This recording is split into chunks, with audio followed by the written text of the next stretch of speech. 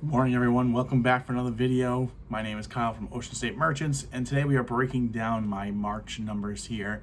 So each month I'm going to take you guys along, kind of show you guys what I am tracking, and kind of just see the health of my eBay business.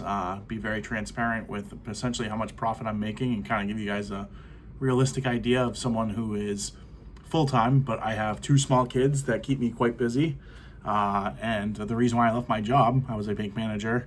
I made decent money, pretty good money actually, and quit my job just for more flexibility. So definitely could be doing better if I put more time and effort into this. I obviously put a lot of time and effort into it. I mean, it is my full-time job, but like today, my daughter currently is home with me. I bring her to physical therapy once a week, and then she goes to speech twice a week. So randomly get interruptions throughout the week, and my kids do sports, stuff like that. So I am pretty busy. So I think it's kind of a realistic approach to what people really can be doing here. So I added these new, if you guys saw my previous video, these were not included in here. So we have the average sale price, quantity sold, impression percentage, listings, and listing percentage. So obviously the first two are kind of self-explanatory. Average sales price is obviously, everything you sold in the month, what the average actual selling price is. For that month. The quantity sold is how many units you sold within that month period. Impressions, this is how often eBay is showing your listings to potential buyers, the listing percentage. So that's just month over month, if the number goes up or down. Listing views from the impressions. Now eBay is giving the opportunity for people to click on your listing and actually look at it and see if they want to purchase it.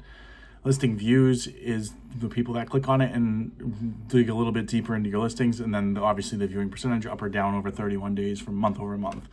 So I'm gonna break down these numbers first. Set of numbers we have, average sale price was $22.29. I'm expecting this number to go down next month, and the reason why this is gonna go down is because I just started using List Easier, which is an AI listing platform. I went downstairs in my basement. I do a lot of sports cards. It's kind of a way to obviously it's like I consider it now my side hustle. It used to be reselling was my side hustle. Now I consider sport cards my side hustle. But it's a good way for me to have a guaranteed inventory throughout the month, the winter months. And last year I did about $30,000 in sports card sales alone. So it's definitely a big chunk of what I do. But I had the plan to do very low end cards. Got out of that because I wasn't super interested in it, and I've been doing higher end cards, not super high end, but I strive for $50 kind of as a low up to like $500 a card. So a much bigger swing than your typical dollar card, but I still have tons of dollar cards. So I went down and counted the boxes. Each box holds about 3,200 cards, and I have anywhere from 60 to 70 boxes, so about 200,000 cards or more still in my basement. So using List Easier, I saw that people had some good success with it. So I'm listing a bunch of these dollar cards now. I'm doing about 100 a day. And going into next month, I do like List Easier. I'm gonna have a video on that probably next, kind of breaking down my initial thoughts on it because I've only been using it for about a week. But I am gonna upgrade my account so that I get 10,000 listings. Right now I'm paying for 1,000 listings a month, and it's about 6.5 cents a listing. I'm gonna bring that down to 2.5 cents a listing, and I'll have 10,000 listings a month. And my goal is to kind of just go through my cards in the next year and get rid of as much as I can. Some of them aren't going to be worth listing, and I'll put them just in big lots and get rid of them. But you're going to see this average sale price go down even though it's yard sale season, I believe. Quantity sold, we sold 293 units. That should go up this upcoming month. Impressions, we had just under 4 million, and we were down 7% on that. And then listing, impressions can be driven by just having good listings. So using proper keywords in your listing. So I am definitely at fault for just copying a sold listing and putting it up and not adding to it. It can be as simple as, a DVD where it's a horror DVD. It might just say Scream 3 in the year. But adding in like horror, maybe an actor and actress's name if they're really bit popular, because people might go in and want to find an Adam Sandler movie. They're going to search in the subjects Adam Sandler. So having more keywords in there to help drive those impressions is kind of my goal going into this next month.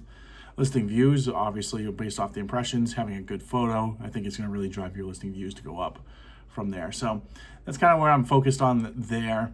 And then we're going to go to my other matrix that I'm creating. And this is the one that I'm just trying to use to be able to figure out, am I able to predict essentially how much I'm going to sell based off what I source. My goal is to do about 45% of my inventory. That didn't make you deaf. All right, so I'm gonna cut. We just cut out because I just sold something and one of the apps made a huge chime noise here. But my goal is my inventory log. So this was $22,000. We made 45% of that inventory log is about $10,000, and that's how much we had in our 90 day or my 31 day total. So my goal is pretty much to be around there. So whatever my inventory log number is, how much I have in inventory listed on eBay, I'm hoping to be about 45% of that in sales each month. That's what I did the previous month, and that's kind of where I come up with this number. I obviously, it depends on the inventory you have, how fast it's going to sell. Obviously, if you sell one big thing, this is driven by one big sports card, definitely in there that is going to help drive that number. That was from March 16th that I pulled that data. This is done April 1st, so a couple weeks later. Very similar numbers, right? 90-day total was a little bit higher, which is nice. The inventory log went up a couple $100, not much. Our 45% total should be around that same amount.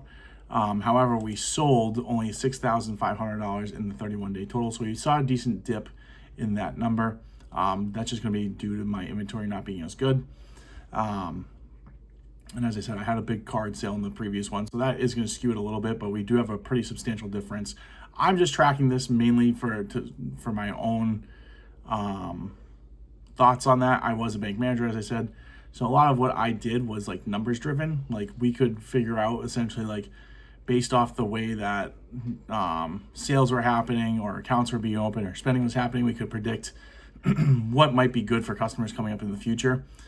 This is kind of how I want to react with my store. A lot of people talk about sell-through rate, and they talk about like all these numbers that are good. They're good basic numbers, but I mean, anyone can log in and say that, okay, I look and I see there's 20 listed and there's 20 sold, so it's probably going to sell. You know, I don't need to calculate the actual number. A lot of people say it's 100% sell-through rate. It's not quite, but I don't need to calculate the number. I know what's going to be a high-driven item.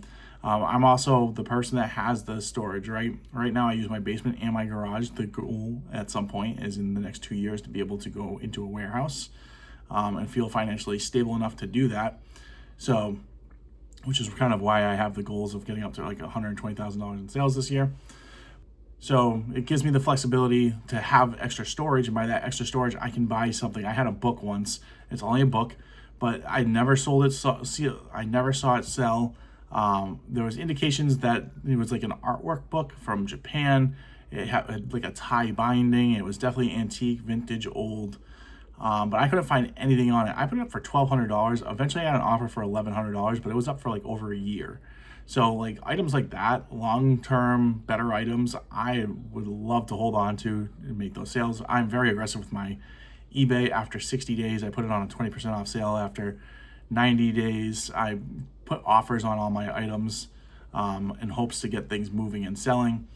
So I am extremely aggressive with the way I try to sell things. So I am hoping that 31 day kind of sticks there.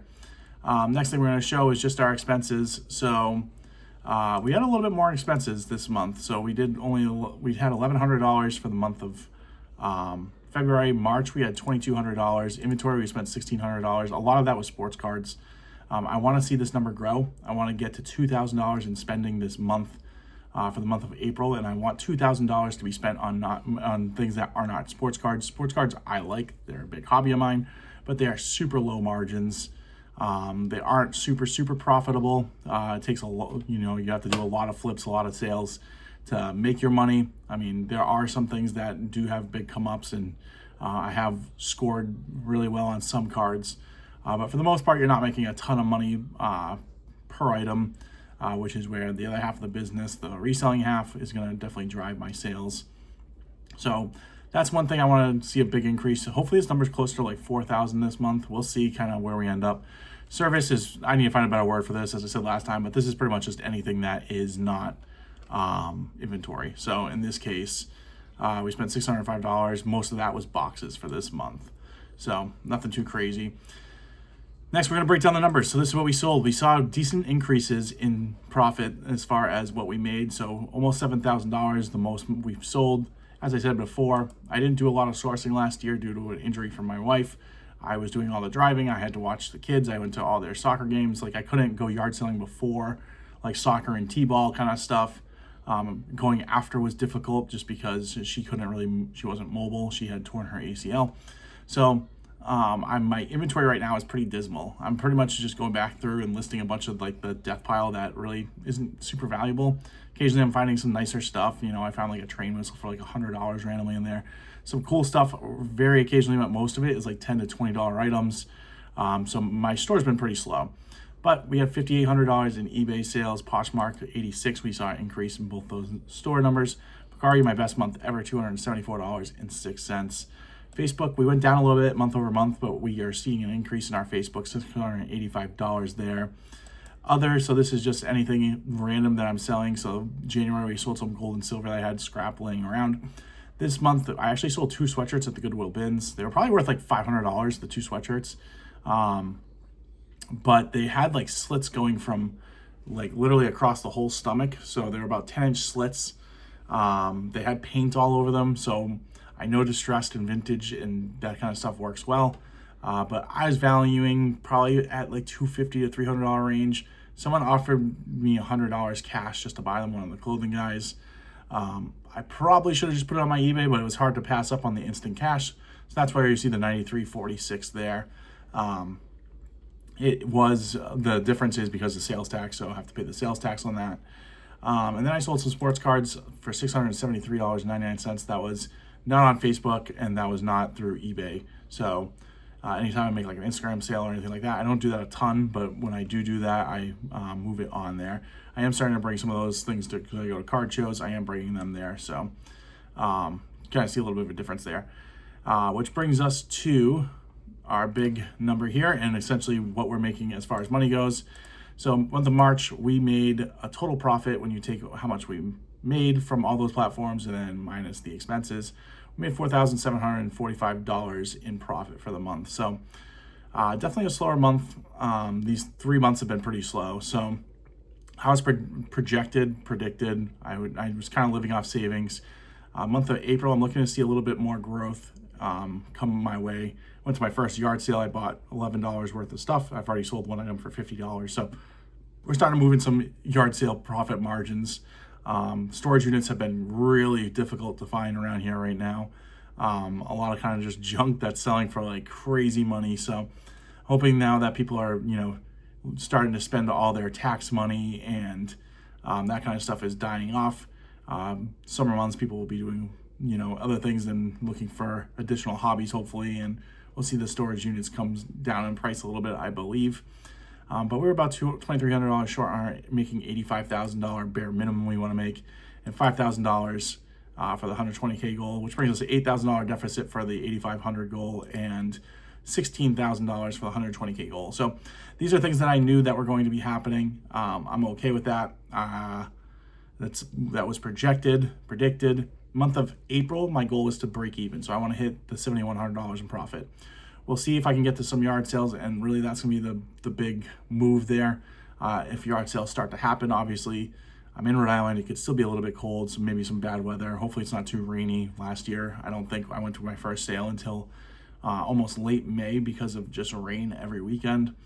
So I'm hoping we don't run into that this year because that will really influence our April numbers, but I know May I should be in the profit there. So hopefully we'll see a little bit of an upswing there. If you guys want to follow my journey as I look to become a complete full-time reseller, I am on paper because this is my full-time job, but I definitely left my job a little bit earlier than what most people should have done.